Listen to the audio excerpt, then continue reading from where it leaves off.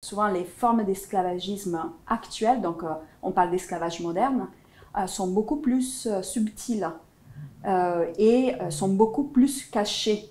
Et en fait, on parle de la traite des êtres humains, parce que c'est ça le terme qu'on emploie aujourd'hui pour parler de l'esclavage moderne. En fait, c'est quelque chose donc de caché parce que ça fait partie, c'est une des formes de criminalité organisée. C'est clair que pas forcément les personnes qui sont exploitées, en fait, derrière, il y a un réseau donc, de criminalité organisée, mais le plus souvent, c'est ça le cas. Après, ça dépend des formes en fait, d'exploitation dont on parle.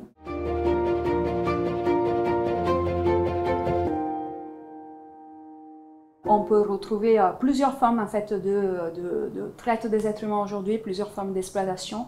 On peut parler, par exemple, de exploitation aux fins, en fait, traite des êtres humains aux fins d'exploitation sexuelle, qui comprennent quand même plusieurs formes également. Par exemple, donc la prostitution.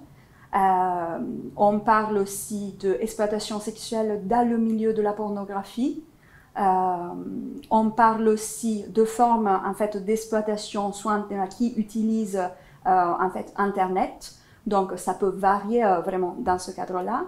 On parle aussi au niveau de traite des êtres humains d'exploitation par le travail forcé. On parle d'exploitation domestique. Donc, vous voyez, c'est vraiment, il y a plusieurs formes. Et selon la forme, en fait, les victimes sont plus ou moins cachées.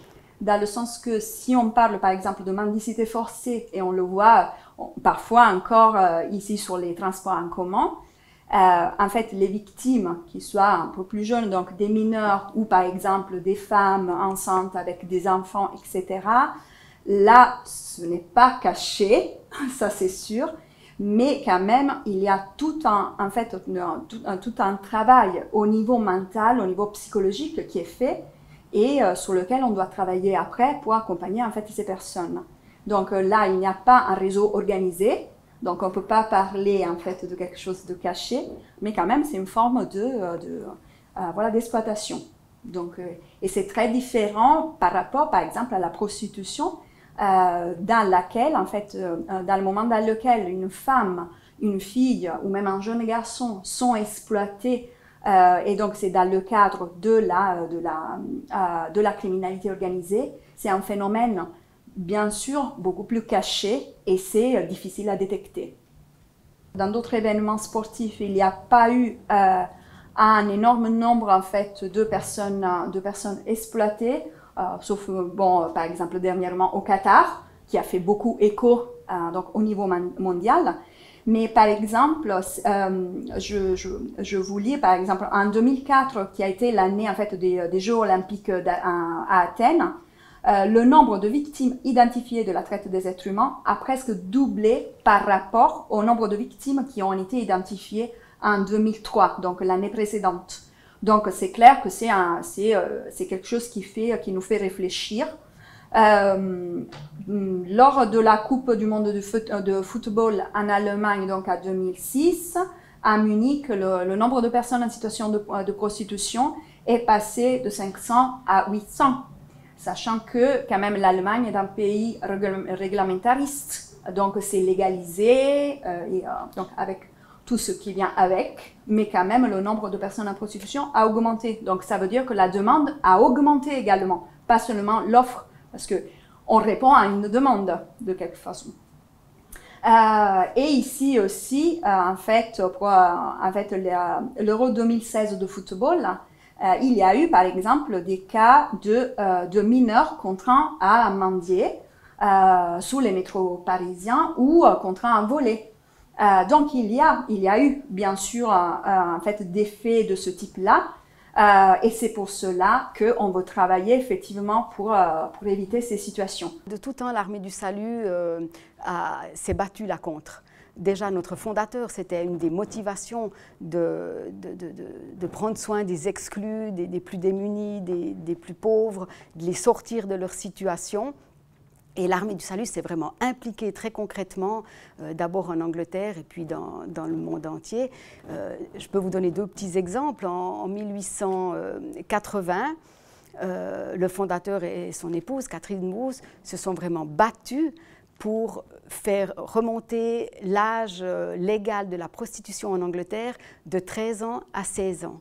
Ils ont entendu dire qu'il y avait des jeunes filles qui étaient déjà vendues, déplacées en Belgique ou en France pour être exploitées sexuellement.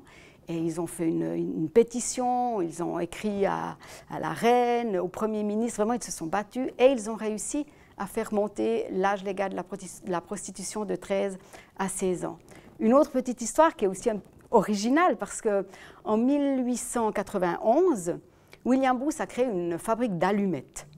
Alors vous me direz, fabrique d'allumettes à l'Armée du Salut, est-ce que c'est sa mission ?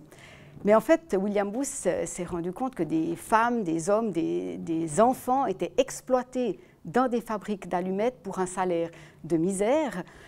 Et surtout, ils devaient travailler avec des produits très très toxiques, comme le phosphore blanc, et ils attrapaient des maladies, et ils étaient vraiment en état lamentable quand ils travaillaient dans ces usines. Alors William Booth, pour les sortir de là, a créé une usine d'allumettes. Ils ont travaillé avec du phosphore rouge, qui est beaucoup moins, qui n'est pas toxique.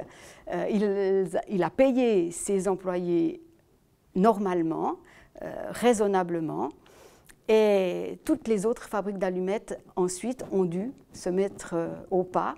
Et quand les autres fabriques d'allumettes ont aussi mieux traité leurs employés avec des produits non toxiques, eh bien William Booth a pu remettre sa fabrique d'allumettes. Il avait gagné cette bataille et il allait pouvoir en mener une autre. Mais depuis le début, vraiment, l'Armée du Salut se soucie de ces problèmes de traite d'êtres humains, d'exploitation, d'esclavage moderne.